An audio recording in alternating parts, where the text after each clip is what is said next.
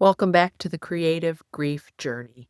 This week, I found an episode with one of my Bradley's friends from Florida when he was in recovery about 10 years ago.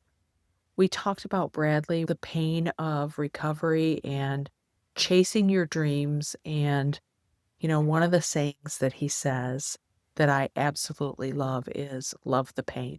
Since this episode, Michael has gone through some more difficult, challenging times, but he maintains his recovery and he's just such a bright light. I hope you take some nuggets from this because it is really something near and dear to my heart and very inspirational. Don't forget to subscribe and give me a comment. Thank you. Welcome back. Today is really special for me because I am talking with one of Brad's friends from recovery when he was in Florida 7 years ago. I really didn't know you back then, but I know that you were really special in Brad's life. You guys both shared a love of sports. This is Michael Fabian. He has Fabian Digital Media. Yes. And, what was it the Indians you guys were rooting for at that time? Were they in the playoffs or was it the Honestly, Browns? that's the first thing I thought of, and it was the Indians. It was 2016. It was that glorious year of Ohio sports where you had the Cavs going to the finals. Ohio Uh-huh. State was competing for a college football playoff, which obviously Yes. didn't turn out well. And then the Indians ended up going to the World Series. We were Yes. watching, I think it was the Yankees and the Indians series when the hurricane was going on down in Florida. Yeah, Brad sent me this little picture of a tree that was bent, and he goes, "Well, so much for the hurricane damage." The weather people definitely put an exclamation point on every single one of their reportings about our area, and we were just concerned about the Indians and if they were going to advance to the next round. Right, We had our priorities straight. right.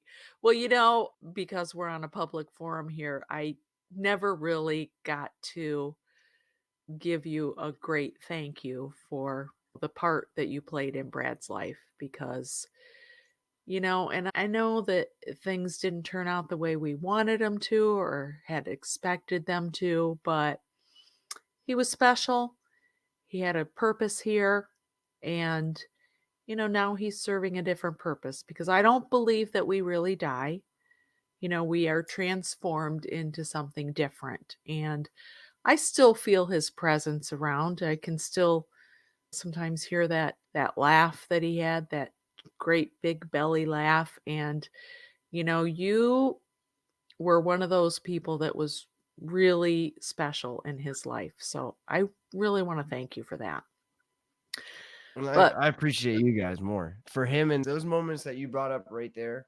For everything that I do, my biggest mantra and my biggest saying is chase your dreams. Those yes, little moments right there where you're obviously, heavily involved with sports. Those moments where you get to interact with somebody that is from the same area as you, has the same interest as far as sports goes.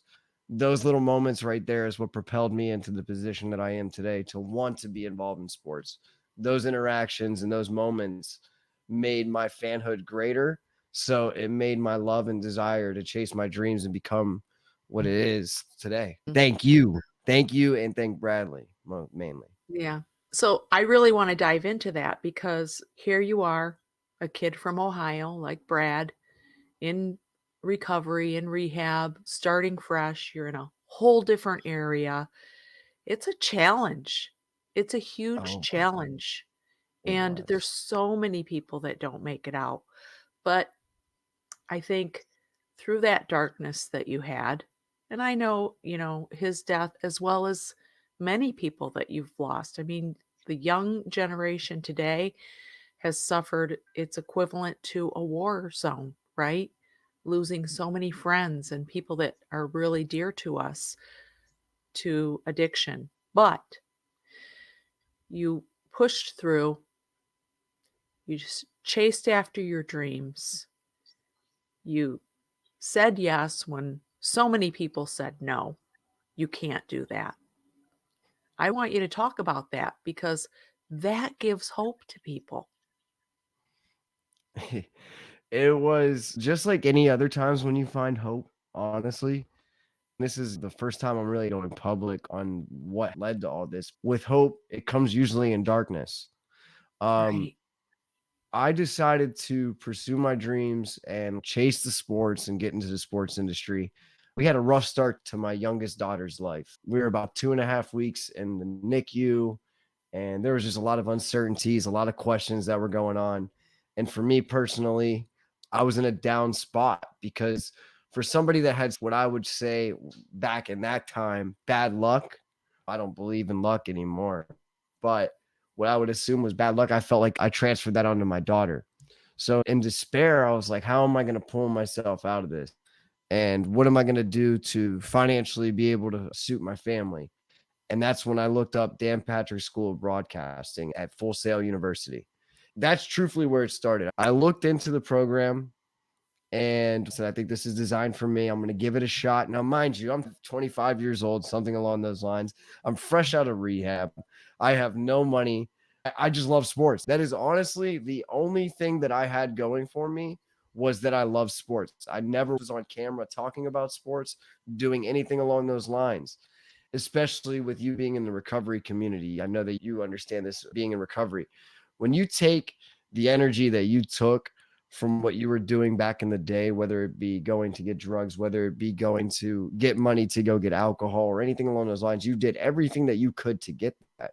So when you take that out of the equation and you supply something what is healthy, which was school, grinding, following sports, and becoming more knowledgeable, that took the place and pulled me into what I'm doing today. It makes you emotional. Yeah. And I know it hasn't been an easy journey for you, right? You were working a couple of jobs, going Oh to yeah, there was school, there was pursuing your multiple dreams. times Yeah, go ahead. there with the on a, with the football stuff. I was blessed to work alongside one of my very close friends for a long period of time when I really started getting into the football, like Fox and CBS and ESPN. And I managed a restaurant with him. And there was multiple times where I would catch myself on a Saturday night. I'm closing down the restaurant, say it'd be midnight, 1 o'clock in the morning. Well, I have to be at the Hard Rock Stadium in Miami at 5 o'clock in the morning. So what do? I just go get in the car. I have all my change of clothes. I have my toothbrush. I get to a rest stop, and I would have to sleep in a rest stop. My family's at home, comfy, sleeping in bed. It's some of the sacrifices that you have to make in order to get to where you want to go. I knew that being a father with two girls, having two kids, and most of the people in my industry being 18 to 24 years old, not really having those responsibilities, I knew that I had to go above and beyond and do things and say yes to things that are going to make me uncomfortable. Being in recovery allowed me to understand that sometimes that's completely necessary in order to find growth and to a destination point. I'm developing a program, and there's like 3 major pillars to this program. The first one is all about mindset, believing that you can, seeing the future, knowing that it's yours, getting rid of that scarcity. I don't have the money for this. I can't do it. So, a lot of people can get that, some people can't. But then you move on to the second pillar, which is action, because you can have the best mindset in the world, but if you're Mhm. not willing to do the action, it's not going to happen. And then the third pillar is service, right?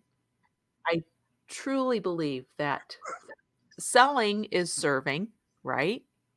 If we want to give something to somebody, that's fine, but selling is serving too. We live in a society where we buy things that are important to us. And service has such a broad meaning that I think people get caught up in it like, well, I don't have time to volunteer. Everybody has time to give something back. Everybody. And I think if people can get those 3 pillars, unstoppable. One of the best things that, and it's kind of like when you were touching upon the pillars, the service part. Now, you being in recovery and having sponsees and whatnot, you've experienced the greatness of watching somebody succeed in life. One of the greatest blessings that I would have to say from recovery that transpired into my role into life is when I work with these high school athletes and I watch these high school athletes go from little sophomores and little juniors. Now, mind you, I don't take money. I rather give back to my community. One of my biggest things that I live, my philosophy that I live by is that you will never be loved nationally if you aren't respected locally.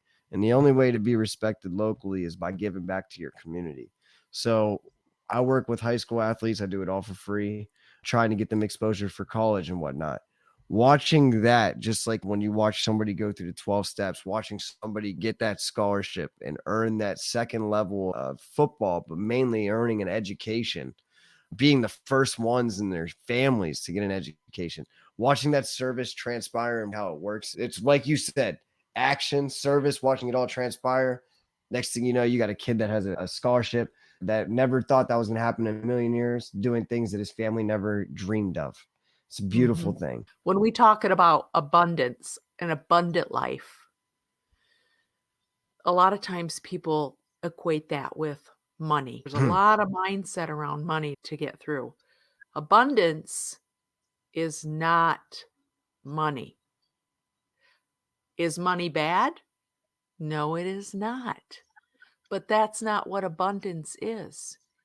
Mhm. Abundance is being full and what you just described. You have to live that, you have to be it before the money comes. The one thing that I've noticed, and I've had this conversation about 10 times in the past 24 hours, is that I have no idea what I am doing. There's things that are falling into my lap. I have no idea what I'm doing. I'm not marketing towards it. I'm not searching for it. But when you continue to just keep doing those right things, and it's just like we've always been taught, you do the next right thing, good things happen. Karma, manifestation, all that stuff is so real. I've found that the more that I give back, the more that I get back. And the things that have happened, it's just something that I posted the other day. We went from Fabian Digital Media. We went from the high school football clips. Well, now we have a collegiate football player that wants to get exposure at the University of Miami. So it goes from, now we're diving deep and helping out collegiate athletes for the NFL. It's just like you keep doing the right thing, everything falls into Well, place. and you can't fake that. It has to be authentic. If people are going out there and faking it and trying to attract these things and they're not authentic, people know. It's not. I've been that person. It wasn't until I authentically felt something and pursued passions that I actually cared about, took it onto myself, and truly did it without anything in return, whether it be Mhm, money, brand recognition, anything mhm. along those lines. When I'm simply going out there and helping somebody, like the other day, a couple months ago, I'll pay for somebody to do a 7-on-7 football tournament because I want them to get the opportunity to get the exposure. Do I want anything in return? No. What is the kid going to give me? I work for Fox, ESPN, and CBS. They can't get me with any of the networks. I already work for them. And that's the beauty of it. I get to have conversations with them. They're always like, all the parents, when they first meet me, they're skeptical. What does this guy want? Nothing. I don't want nothing from you. I have it all. It's beautiful. You have a piece of it, more's to come. I know. I can't wait Do to you wanna come back share home and do it in Ohio. some of the exciting things that have happened for you? I know Uh, you were at So Miami. So back in 2018, I started off at Dan Patrick School of Sportscasting. Great school. If anybody's looking to get into the sports media industry, I highly recommend it. They funnel you directly into the sports industry, and that's what happened with me. I took an internship with Fox. Lo and behold, my first year, I got partnered up with Joe Buck and Troy Aikman. I'm in the booth freaking out with the two biggest names in sports. Ultimately, I did a good enough job for those two guys that they recommended me to Fox for the following year. So that internship turned into employment. Now I'm in my eighth season coming up with the NFL. And, or I believe, oh no, I'm sorry, seventh season coming up in the NFL. From there, I got hired on with CBS. I work with CBS now, ESPN. I've done UFC fights. I've done college football bowl games for my own company. I've had the blessing to work NFL football players' kids' birthday parties, shooting that. I never once imagined this in a million years. I remember sitting in there with Joe Buck and Troy Aikman. Joe Buck asked for my picture. These are just little things that could have happened. None of this happens if I decided to not come down here and get my life together. That's the beauty of all of this, is how thin it really is. When I think back to everything that's happened over the past 6, 7 years of being down in Florida, I can't help but just sit there and think of every single decision, every single thing that has happened that has led to this moment right here. The programs are the 12 steps, how they started. One little move, and next thing you know, we don't have these foundations and the 12 steps of recovery. It's the same thing with my life. One little yes or no, and next thing you know, I don't know what's going on now. One of the things that I really believe wholeheartedly is that we all have these dark patches in our lives. You can't have the human experience without experiencing darkness, right? So many people don't want to feel those feelings because they are so intensely painful. But you have to go through them. You have to experience them, all of them, because once you do, the little things are just huge and they get bigger and bigger unless we have the darkness to compare it to. The light doesn't seem as bright. It makes sense so much to a degree that I try and preach it to my oldest daughter, because it took me a while to tell myself this. Obviously, we're kind of straight off from the career aspect, which I love. I love talking about life. The thing about me is, oh my gosh, what were we just talking about? I just drew a blank. Going through the darkness and you were Going talking through to your darkness. daughter. There was a year where about 4 or 5 bad things happened. And I had to learn to tell myself each time that pain happened that, okay, I got through this. That means the next time I go through something similar, it's not going to be as painful. Every single time, it's like building up endurance. Each Yeah, painful event allowed me to take home a lesson, because every single thing through pain, you take home a lesson. But right. number two, it allowed me to build tolerance and not allow these somewhat small little things compared to the greater problems not have as much of an effect on me, not create that anxiety, not create that nervousness, that anger, and the little frustration. It allowed me to tackle on the greater problems with a good perspective. That's another big thing. I've been able to find the silver lining in all of my pain nowadays. I've been able to Mhm. find the positive concept of what's been going through and the pain that Yeah, you've expressed. And that's the beauty of life. absolutely. I mean, it took me a while, but I can definitely see so many blessings that have happened from my pain. It makes me who I am. And the other thing about it is because we have these experiences and we've learned how to go through them and we've had that endurance and we can see the brightness, I think we can help others on their journey as a hand guiding them through and pulling them out to the light. Because That's it. I mean, And I had lots of hands helping me, lots of them. well, as well as anybody else, you're never alone. You're not, most of the time we feel that we're unique.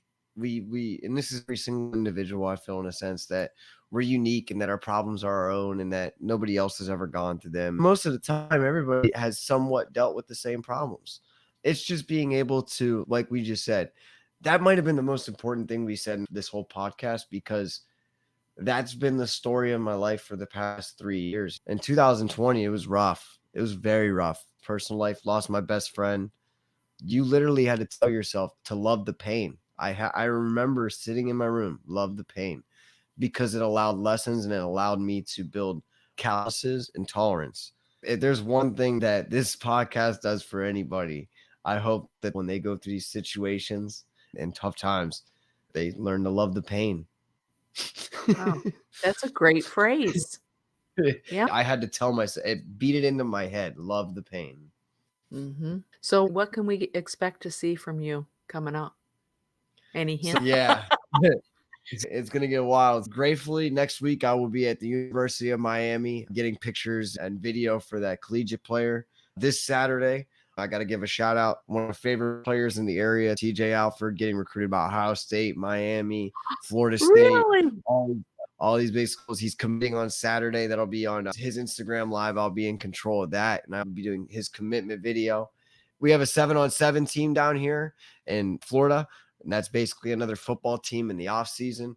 I work with a great organization called Treasure Coast Elite. They give back to the community nonstop. We're taking about 30 kids to about 13 different colleges to check them out, camps, and then also potentially going there to school. So busy summer coming up. I'll be in Ohio. Got to go see the family. Come and see me sometime too. We have to go to a Browns game one of these days. We're going to be in the Super You can get me a Bowl. good seat with all your So connections. I'll try. I'll try. So Well, thank you so much for joining me today on the podcast, Learn to Love the Pain, right? Is that what absolutely love the love the pain. pain and everything will be brighter. Follow those dreams, take action, and the sky is the limit. Michael is a prime example of that. Thanks so much. I loved having you, and I can't wait to see all the things that are coming to you. Thank you very much. I appreciate you. And just like every other time I talk to you, you make my day brighter every single time. Thank you.